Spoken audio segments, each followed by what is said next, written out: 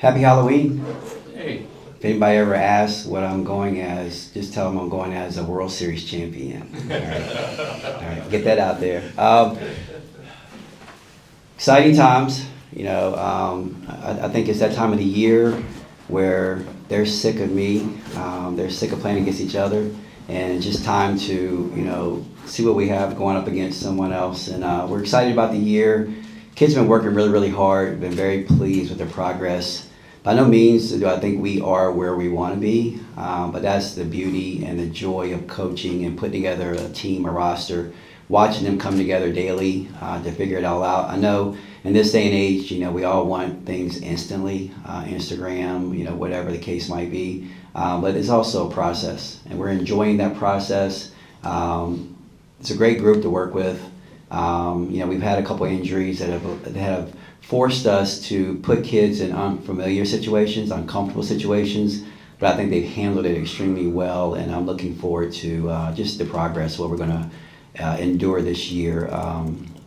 Sitting to my left is Clara Strack, and I affectionately call her my baby. That's what we called her last year because she was the baby of the group. She got to us and she was very, very young. She's supposed to be a freshman this year, age-wise. But her progress and what she's been able to do, from that freshman year to the sophomore year, the jump has been tremendous. And she's one of the ones I've been talking about. Like, we put her in some very unfamiliar situations. She's played 4 positions for us this preseason, and she's handled it all very, very well. So I'm excited for her progress, what she's going to do. I think you guys are going to love watching her play. She has a very quiet confidence, very versatile, very mobile. And that's just going to add to what we are going to be able to do this year. But a lot of kids have stepped up, and we're excited for Monday to come around so we can get this thing started. Questions? Claire, which of the 4 positions would you rather prefer to stick with? I would have to say the 4 or the 5, but it is fun to be the point guard sometimes. Claire, can you kind of speak to how the post group is feeling heading into the season? Yeah, I think we're really excited. We have good depth in our post group. I think we all have been working together really well in practice, and I think we're all just really excited to go out and play other people. Kenny, a couple weeks ago, you said you still didn't really know how good this team could be. With a couple more weeks of practice, any thoughts, any clarifications, anything that you can give us? Yeah, obviously the potential is there. And a couple weeks ago, we were still a little raw and where we were trying to go. A little bit more clarity in what we're trying to do now, the way that they're able to work well together in those positions. I've put some very unconventional lineups out there where we're huge, and they've handled it extremely well. And so you'll probably see that line up quite a bit during the early stretches, as we head into SEC play. But, I think we have the potential to be a very good basketball team. What we do, we have the pieces, in some areas where we need to be, we're very experienced, we're older. I've joked about it. We may have the oldest backcourt in the country, and I have to treat them that way because, Deja Lawrence and Georgia Amore, they've logged a lot of minutes, played a lot of great basketball. So we have to make sure, it's kind of like the vintage car. You don't want to take it out every day, but you want to make sure you take care of it. And then we have young post players who are just thriving and getting better each and every day. So I think that's a good recipe for success. Obviously, we were hurt a little bit with the injuries that affects our depth a little bit, but we need to get our bench to be able to contribute for us in a positive way.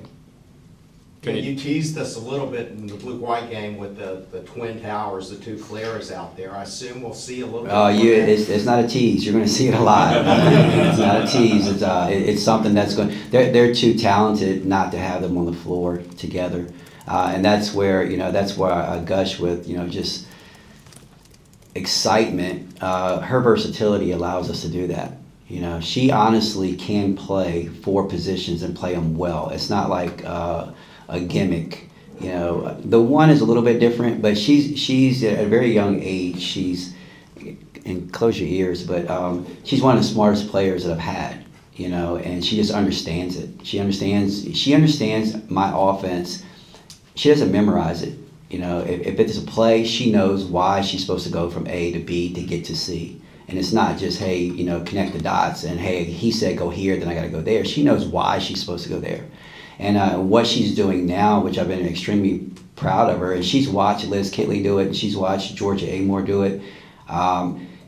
She's directing people on the floor. If someone, you know, has a little bit of a hiccup or a brain freeze, they don't know exactly where to go, she's telling them where they should go in a manner that is very respectful, and the kids really listen to her. So that's what she's being groomed to be a leader of our program, because she knows it extremely well. But that allows, it's not a tease. They're going to play together, and she's had that experience last year playing with Kitley, where she can play, you know, the high post. She can do a lot of different things, and that allows Clara Silva to be on the floor even more. Can you guys both talk about how excited are you to give this newly renovated arena a nice debut on Monday night with hopefully a good crowd? Yeah, I'm super excited. We've been practicing in it a few times. Obviously, we had the blue and white, and it's super nice in there. It looks amazing, so I can't wait to get out there on Monday. We're just been excited.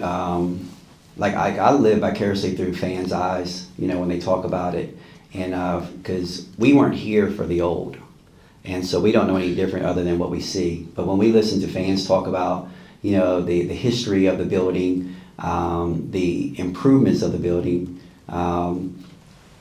they're so excited. So we're looking forward to giving them a good show while they're in that brand new arena, and it's very nice. As Clara mentioned, we've been in there practicing. It has a wonderful vibe to it. You know, it's bright. The sound system is amazing. It just really feels like a little mini NBA arena when you get everything going, and when you get fans in there, and it's going to be bumping. If you see my head bobbing up and down, you know, because the sound system's so good, it gives you an atmosphere that kids want to be able to play in, and so we're looking forward to it. Obviously, the season ticket sales have gone very well, and then we're looking forward to it. You know, kind of. Monday is opening night for both of us and both teams, and you know we're going to kick it off, and you know hopefully people will be able to get over to Rupp, you know, in time to see the tip off for the men's game. So it's going to be a really good day for Kentucky basketball. Without an exhibition, you guys are kind of going out there playing someone new for the first time. Are there a little, you know, nerves? Are you excited? Are you kind of curious? Yes, to all of that. But you know what, We've never had an exhibition game, and it is a good trial run for everything, like you mentioned, the ups and the you know, just a trial run of everything. But you know, we had a scrimmage the other day against a Power 5 opponent, which I think will suit us very well to prep for that. And so there's all of that, you know, it's all of that. But that's why you do it, you know, for this feeling that you have right now, the excitement that's about to come. That's why you do it. It's why she plays. It's why I coach, and we're looking forward to it. What about Kenny, you? Clara, could you just answer that? Yeah, I think I'm super excited personally. I think the team's ready. Obviously, playing against each other and then the same like practice players can get long, and however you want to put it. But I think I'm super excited to get against another opponent and just see like what we can do. Does it surprise you at all about the season ticket sales went so well so quick? No. This is why I came here, is because of the fan base in Kentucky. We had built the same thing at Virginia Tech, and so we kind of we understand the product that we put out there. We want this to be, you know, the university's team. It's not just our team as I constructed it or she decided to come here. We understand that we're playing for something bigger, and we knew that this could be a possibility. I'm very proud that it's happened this quickly, that people want to come out and support it. But I can't go anywhere in Lexington without somebody coming up, you know, saying how excited they are to have us here. And that didn't happen, you know, when I got to Virginia Tech. When I got to Virginia Tech, I don't think anybody knew that I was the head coach there. And they grew to know, and they grew to appreciate what we were doing. But to come here and yet before you've even played a game and have everything sold out, it just goes, it's an testament to the fan base, and that was a big reason why I wanted to come here, because I felt like it was a sleeping giant. And you know, we've had some success early on in the recruiting battles, and we've had some success, you know, marketing our kids and getting them out there and understanding, you know, what Kentucky's all about. And I think that's generated a lot of interest. And we're looking forward to, you know, making people proud, you know, that Kentucky women's basketball has a really good product out there that they can enjoy. And then maybe we'll do even better. Can you give us any indication on how that scrimmage went, perhaps? It's coach talk. We did some really good things. We did some things we need to work on. But it was a trip that was. We came back and we were very pleased with everything, all things considered. And it's a lot of people think that you go out there and you assemble a team, and that team is just supposed to orchestrate how they did at their previous spots. You know, it takes time. Chemistry takes time. You know, case in point, you look at her in Georgia, Clara and Georgia. They've known each other for a year, but they hadn't really worked together a lot. You know, now Clara was, you know, kind of in the background watching Liz and Georgia and where they worked. So it helped, but they still had to go out on the court and work well together. And then you add, you know, 11 new players to a group. You know, it's going to take a little bit of time to get, you know, the chemistry down pat. But, you know, we left there, we got on the bus, and, you know, I think my speech at the end was we did a lot of good things. We did, you know, a lot of things we need to work on. But that's to be expected this time of the year. But I didn't walk away from there, you know, head hung low, or I was very optimistic of what I saw. Did you play wild like you were talking about wanting your team to do? No, I don't want them to play wild. I just want them to be wild after they play good. Yeah, I don't want them to play wild. You know, I want them to play under control and, you know, do the things. I don't think we did a whole lot of. You did. She played extremely well, and she had some really nice plays, and I think she just walked to the free throw line afterwards, which is very respectful. That's what we're going to be. But I think once we got in the huddles, they shared some enthusiasm. So they're working on it, and that's a part that they're getting better at with the bravado, the confidence that we want them to have, but respectfully. Kenny, outside of Georgia, obviously she can shoot and sing from anywhere. What about the rest of the team, three-point shooting? Yeah, we had a lot of three-point attempts the other day. I told the group, we didn't shoot the ball as well as I wanted to during that scrimmage, but we were like right there.